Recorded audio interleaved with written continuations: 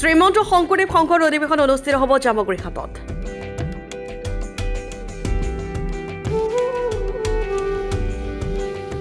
লাখ লাখ ভকত বৈষ্ণৱে ভিৰ কৰিবহি জামুগুৰিঘাট।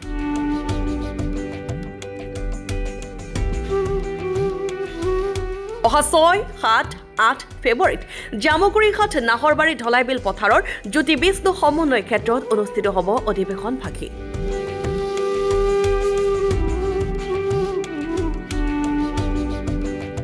পবিত্ৰ মুহূৰ্তত এই জ্যোতি বিষ্ণু সমন্বয় ক্ষেত্ৰত আমি 95 সংখ্যক শ্ৰীমন্ত শংকৰদেৱ সংঘৰ বাৰ্ষিক অধিৱেশন তেজপুৰ অধিৱেশন জামুগুৰিত হ'ব আৰু ইয়াত যেটো আমাৰ অধিৱেশন 6, 7, 8 ফেব্ৰুৱাৰীত হ'ব।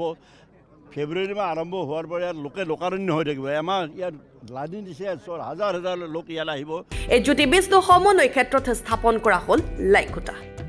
গৰকা জামুগুৰি জ্যোতি বিষ্ণু ক্ষেত্ৰত আজি আমাৰ শ্ৰীমন্ত শংকৰদেৱ সংঘৰ 26 চনৰ 6, 7, 8 ফেব্ৰুৱাৰীত হ'ব লগা অধিৱেশনৰ এই জ্যোতি বিষ্ণু ক্ষেত্ৰতে অনুষ্ঠিত হ'ব। আজি আমাৰ শ্ৰীমন্ত শংকৰদেৱ সংঘৰ সকলোৰে শ্ৰদ্ধাৰ পদাধিকাৰ বাপগৰাকীয়ে বিশাল ৰাইজৰ সহযোগত ইয়াত লাইখুটা স্থাপন কৰিলে। হৰিনামৰ ধ্বনিৰে মুখৰিত হৈ পৰিল জ্যোতি বিষ্ণু সমন্বয় ক্ষেত্ৰ।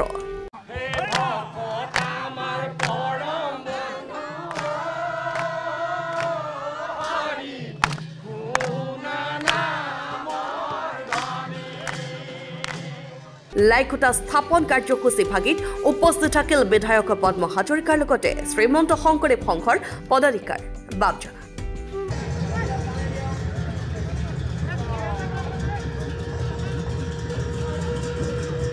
দেখিছে আপোনালোকে বৈকুণ্ঠপুৰীত এই জামুগুৰি পথাৰখন জ্যোতি বিষ্ণু ক্ষেত্ৰ বৈকুণ্ঠপুৰীত পৰিণত হৈছে আৰু আপোনালোকে চাওক আমাৰ পদাধিকাৰ বাপগৰাকীয়ে যে কৈছে যে 6-7 দিন আগৰ পৰা নহয়, এমাহ আগৰ পৰাই ইয়াত হৰিনামৰে আকাশ বতাহ মুখৰিত হৈ থাকিব, এই বৈকুণ্ঠপুৰীত পৰিণত হ'ব।